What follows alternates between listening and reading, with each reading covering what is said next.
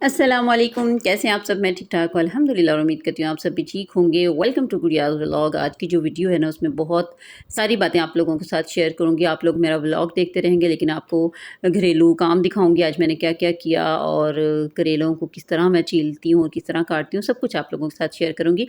लेकिन आप लोग मेरा व्लॉग देखते रहेंगे, साथ-साथ मुझे कुछ ऐसी बातें आप लोगों के साथ शेयर करनी थी जो हम सारी ख़वातीन, हमारी आने वाली बच्चियाँ, जो हमारी बेटियाँ हैं, उनसे रिलेटेड जो मैंने अपनी ज़िंदगी से एक्सपीरियंस सीखा है ना, मेरा दिल था कि मैं आप लोगों के साथ शेयर करूँ।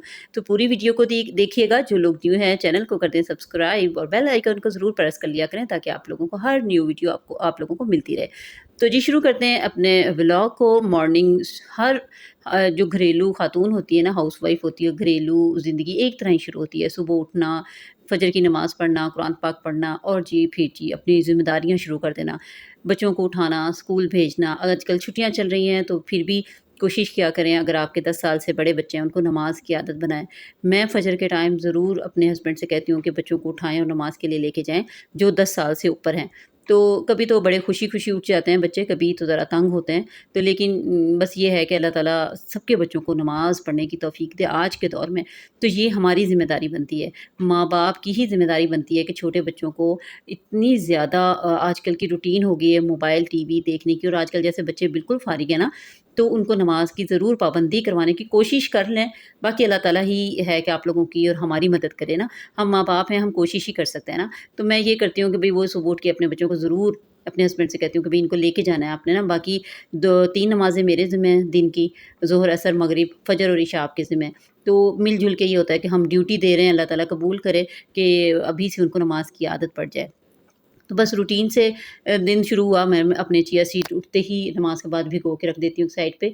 वो मैंने रख दिए थे ताकि मैं नाश्ता बना के फिर उस बच्चों को दे दूँ, फिर मैं अपना चिया सीड पी लेती हूँ पानी, उसके बाद फिर मैं अपना नाश्ता करती हूँ। मैं सारे काम करने के बाद जब मैं किचन से फ़ारिग हुई, दूध वाला आ गया और दूध की बिल्कुल मैं पास खड़ी होके दूध को बॉयल कर रही थी और खुद ही हँस रही थी कि मैं पास खड़ी हूँ तो बाहर नहीं निकल रहा, और थोड़ी देर बाद ये खुद ही नीचे चला जाता है। जब पास खड़े रहो और एहतियात से उबालो, कभी भी दूध नहीं निकलता। अक्सर बस हम इधर से उधर देखते हैं तो दूध बाहर आ जाता है। तो ये बस मैंने वैसे ही क्लिप रिकॉर्ड किया, मुझे बहुत अच्छा लगा कि ये देखें, पहले ऊपर आ रहा था और मैं पास बिल्कुल फ़ोकस करके देख रही थी इसकी तरफ, और ये फुल से नीचे चला गया। और जो मैं टाइमर सेट करती हूँ इस पे, इसका स्टोव का, उसी पे चल रहा था लेकिन खुद ही नीचे चला गया। तो सारे काम रूटीन के आप लोग साथ-साथ देखेंगे, लेकिन आप लोगों के साथ जो बात शेयर करनी थी वो शुरू करते हैं। तो जी मैं आजकल की अपनी बच्चियों के बारे में बात करना चाह रही थी कि देखें, जब हम मैं भी किसी दौर में अपने कॉलेज यूनिवर्सिटी में जब जाती थी ना, कॉलेज जाती थी, कभी भी नाश्ता करके नहीं गई। हमेशा मेरी अम्मी कहती रहती थी, और ऐसा लगता है वो दौर कितनी जल्दी गुज़र गया है और हम कितनी जल्दी बड़े हो गए हैं, माँ-बाप बन गए और अपने बच्चों के लिए कैसे-कैसे सोचने लगे हैं। अब एहसास होता है कि हमारे माँ-बाप भी हमारे लिए ऐसे ही सोचते थे। जब मैं कॉलेज जाती थी हमेशा अम्मी कहती थी, नाश्ता करके जाना, नाश्ता के बगैर नहीं जाना। लेकिन मैं कहती थी, नहीं अम्मी देर हो रही है, बस मैंने जाना है, जल्दी मेरी फ्रेंड्स वेट कर रही होंगी। ये वो जो भी उस टाइम के बहाने थे, तो मैं बगैर नाश्ता किए चली जाती थी। तो अब जब हम इस एज में आते हैं और बच्चे जब बड़े हो रहे होते हैं, तो कितने ज़्यादा हमारे साथ मसाइल पैदा होना शुरू हो जाते हैं। मेरे मेरे साथ आजकल मेरे यानी डेंटिस्ट के पास इतने ज़्यादा मेरे चक्कर लग रहे हैं, और ये मैं रमज़ान से पहले की जा रही हूँ। रोज़ मुझे कोई ना कोई प्रॉब्लम निकल आती है और इतने ज़्यादा मेरे दाँत यानी जैसे भुरना शुरू हो गए हैं, टूटना शुरू हो गए हैं। मैं इतनी परेशान हूँ अपने दाँतों को लेके। फिर आहिस्ता-आहिस्ता आपके बाल, हेयर फॉल इतनी ज़्यादा शुरू हो जाती है, बालों में सफ़ेदी इतनी जल्दी आ जाती है। सारी हम ख़वातीन में क्यों कमज़ोरियाँ होती हैं? क्योंकि हम खाते-पीते नहीं हैं, हम अच्छी खुराक नहीं खाते, अपने दौर में अच्छा खाना-पीना नहीं खाते। जवानी में आजकल की बच्चियाँ फ़ास्ट फूड, कोल्ड ड्रिंक्स, ये बहुत ज़्यादा नुकसानदेह हैं। देखें, हम ख़वातीन को कितने ज़्यादा मुश्किलात से, कितने सख़्त टाइम से गुज़रना होता है। हम सब ख़वातीन जानती हैं, जो आजकल की माएँ हैं, सभी जानती हैं। लेकिन अपनी बच्चियों को, अपने बच्चों को, अपने लड़कों को अल्हम्दुलिल्लाह मैं अपने बच्चों को सुबह प्रॉपर नाश्ता करवाती हूँ। अब ये समर कैंप लगे हैं, 6:15 इनकी वैन आ जाती थी, लेकिन चाहे आधी रोटी खाते थे, 1 दही की प्याली ज़रूर पिलाती थी, 1 अंडा हाफ़ फ्राई ज़रूर देती थी। नहीं, खाली पेट नहीं जाना, ये खा के जाओ, आके फिर खा लेना। 3 घंटे बाद आते थे, आके फिर खाना रेडी होता था, लेकिन कभी खाली पेट नहीं भेजा। तो ये है कि इतनी मुझे अब समझ आ गई है कि खाली पेट स्कूल कॉलेज जाना या बिल्कुल भूखा रहना बहुत ज़्यादा नुकसानदेह है तबीयत के लिए। सेहत के लिए, आपकी आपकी जिस्म एक मशीन है, आपकी मशीन के लिए बहुत ज़्यादा नुकसानदेह। अपनी बच्चियों को आयरन वाली चीज़ें, पालक वाली चीज़ें, सब कुछ ज़्यादा दें। मेरे अंदर जब मेरी पहली प्रेगनेंसी हुई, मेरे अंदर आयरन की बहुत ज़्यादा कमी थी, जो अब तक बहुत ज़्यादा कमी है। बहुत सारी चीज़ें करती रहती हूँ अपनी आयरन की कमी को दूर करने के लिए। जब कुछ शुरू कर देती हूँ, ठीक हो जाती हूँ, अगर छोड़ देती हूँ, तो फिर वही कमी आ जाती है। तो ये वाली चीज़ें अपने एक्सपीरियंस से बता रही हूँ, अपनी बच्चियों की तवज्जो करें।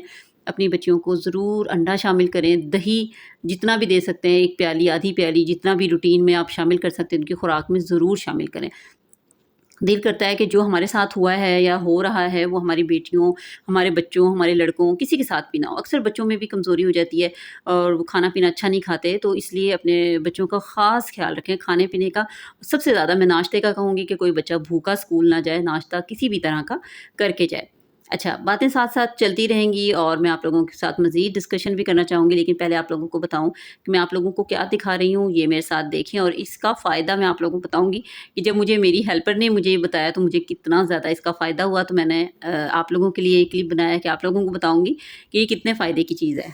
ये हैं जो आपको नज़र आ रहे हैं, ये रबड़ के बने हुए हैं और ये बाहर आप लोग ऑनलाइन भी मंगवा सकते हैं, लेकिन जो आपकी अगर आप किसी टाउन में या किसी सोसाइटी में रहते हैं ना, अक्सर वहाँ पे बाहर ये झाड़ू वगैरह लेके आते हैं ना, मोप वगैरह लेके आते हैं बाहर बेचने के लिए ना। उनके पास काफ़ी सारी चीज़ें होती हैं घरेलू इस्तेमाल की ना, तो उनके पास ये सारी चीज़ें के साथ-साथ ना आप उनको रोक के पूछेंगे कि आपके पास जो चारपाई होती है उसके ऊपर लगाने उसके जो पाए होते हैं ना, उन पे लगाने के लिए आपके पास वो रबड़ के कवर हैं, तो वो ज़रूर आपको दे देंगे। मेरी हेल्पर थी, वो मेरे घर में चारपाइयाँ ज़ाहिर है एसी वगैरह की वजह से जगह-जगह चारपाइयों का भी आजकल इस्तेमाल ज़्यादा हो रहा है और ये वाली चारपाई है, डिज़ाइन कितना खूबसूरत है। मेरी अम्मी ने मेरी शादी पे ये मुझे बनवा के दी थी। जब हम इसको वैसे खींचते तो इतनी ज़्यादा इसकी आवाज़ आती है और आपकी नीचे टाइल हो या आपका पत्थर हो, वो भी ख़राब होता है। तो उसके इस्तेमाल के लिए ना ये मेरी हेल्पर ने मुझे बताया कि वो आता है आदमी, उसके पास ये वाली चीज़ें होती हैं। तो एक दिन उन्होंने ज़िक्र किया, नेक्स्ट डे वो कुदरती हमारे घर के पास आया और मैंने शुक्र है हेल्पर भी थी, उनकी मदद से ये ख़रीदे और बड़ा ही अच्छा ये सेट हो गए। अब जितनी भी हमारे घर में चारपाइयाँ पाकिस्तान में, हमारे घर में और आउट ऑफ कंट्री भी लोग यूज़ करते हैं, चारपाइयों के बगैर तो कहीं पे भी गुज़ारा नहीं है। तो बहुत अच्छी लगती हैं और बहुत कंफर्टेबल भी होती हैं। आप सहन में निकाल लो, छत पे बिछा के बैठ जाओ, इतना अच्छा लगता है और इतनी मज़बूत है माशाल्लाह माशाल्लाह। 13 साल हो गए मेरी शादी को और मेरी अम्मी ने ये मुझे बनवा के दी थी। तो ये मैंने इन पे अपने बच्चों की मदद से ये सारे चढ़ा दिए थे। थोड़ा-सा ज़ाहिर है इनको फ़िक्स करना होता है तो मुश्किल है, लेकिन आप इनको कोशिश करें और लगा लें तो इतना फ़ायदा रहेगा। बिल्कुल भी ये देखें, इस तरह बिल्कुल फिट आ जाते हैं और आपकी ना ही आपका पत्थर और टाइल ख़राब होंगे और बहुत फ़ायदेमंद रहेगा। तो जी, उसके बाद मैं आ गई थी किचन में मैं बस बहुत दफ़ा आप लोगों के साथ मीठे चावलों की रेसिपी आप लोगों को बता चुकी हूँ, लेकिन मैंने सिर्फ़ आज आपको दिखाना था कि एक ज़र्दा कलर होता है ऑरेंज कलर का, लेकिन इस दफ़ा मैं लड्डू कलर लेके आई थी अपने किचन में, जो कि मैं ज़र्दा बनाती हूँ, तो उसमें लड्डू कलर डालेंगे तो आपको येलो कलर के चावल ज़र्दा बनेगा, बहुत खूबसूरत लगता है। तो ज़रूर अगर आप के घर में कोई मीठा पसंद करता है, तो ये वाला कलर ज़रूर लेके आएँ। 2 कलर होते हैं, किसी दिन मैं वो भी दिखाऊँगी। इस टाइम मेरे पास दोनों ज़र्दा कलर हैं, वो ऑरेंज सा ज़र्दा बनता है और ये येलो सा ज़्यादा खूबसूरत ये वाला ज़र्दा लगता है। तो जो लोग जिनके घर में मीठा बनता है, मुतंजन बनता है या ज़र्दा मीठे में बनता है, तो लड्डू कलर आप शॉप पे कहेंगे ना तो आपको वो लड्डू फूड कलर दे देगा, जो आप बिरयानी में भी डालेंगे तो बिरयानी का कलर भी बहुत खूबसूरत आएगा। तो इसकी रेसिपी बहुत दफ़ा मैं अपने चैनल पे शेयर कर चुकी हूँ और माशाल्लाह बहुत एक्सपर्ट हो गई हूँ इसमें मैं, क्योंकि मैंने ये बहुत दफ़ा बना लिया है और क्योंकि जिस घर में मीठा खाया जाए ना, वहाँ पे हर चीज़ में आहिस्ता-आहिस्ता आप एक्सपर्ट हो जाते हो ना। तो वो बस मैं आपको देखें पानी में जब मैंने ये टोकरी में डाल दिया ना, तो उसके बाद पानी निकल गया इसका, तो कितना प्यारा इसका कलर आया। सारे काम करने के बाद ना कभी-कभी मेरा दिल करता है बस मैं ऐसे ही कोई बाहर घूम के आऊँ ना, तो मैंने अपने हस्बैंड से कहा मुझे मज़े की कोई डिफरेंट सी चीज़ मैंने पीनी है, तो वो मुझे यहाँ पे लेके गए और मुझे एक नारियल ताज़ा नारियल लेके दिया और मैंने पिया, बहुत मज़े का था पानी इसका और इसकी हमने गिरी भी खा ली। ये था मेरा एक छोटा-सा व्लॉग, उम्मीद है आप लोगों को अच्छा लगा होगा। अल्लाह हाफ़िज़।